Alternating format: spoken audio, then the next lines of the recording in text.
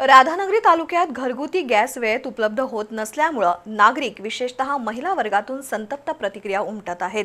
सध्या अनेक गावांमध्ये यात्रा सुरू असून त्यातच गुढीपाडवा आणि रमजान ईद यांसारखे सण जवळ आल्यानं स्वयंपाकासाठी गॅसची मागणी मोठ्या प्रमाणात वाढली आहे।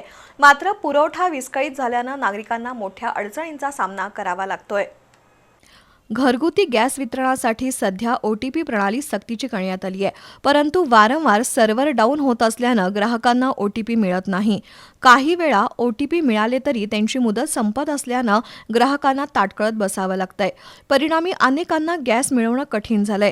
गॅस मिळत नसल्यामुळे अनेक महिलांनी पुन्हा विजेवरील शेगडी किंवा पारंपरिक चुलीचा पर्याय स्वीकारला आहे। मात्र चूल पेटवणं कठीण जात असल्यानं महिलांना मोठा त्रास सहन करावा लागतोय।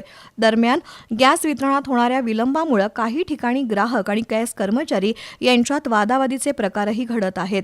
ग्राहकांकडून होणाऱ्या अपमानास्पद वागणुकीमुळे गॅस एजन्सींना कामगार मिळणं कठीण झालं असून काही ठिकाणी गॅस पोहोचवण्यासाठी कर्मचारी उपलब्ध नसल्याची स्थिती आहे। या सर्व पार्श्वभूमीवर OTP प्रणालीत तातडीनं सुधारणा करावी, सर्व्हरची क्षमता वाढवावी आणि नागरिकांना वेळेत गॅस मिळण्यासाठी ठोस उपाययोजना कराव्यात अशी मागणी नागरिकांकडून होत आहे।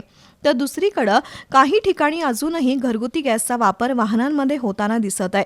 ते थांबणं अत्यंत गरजेचं आहे।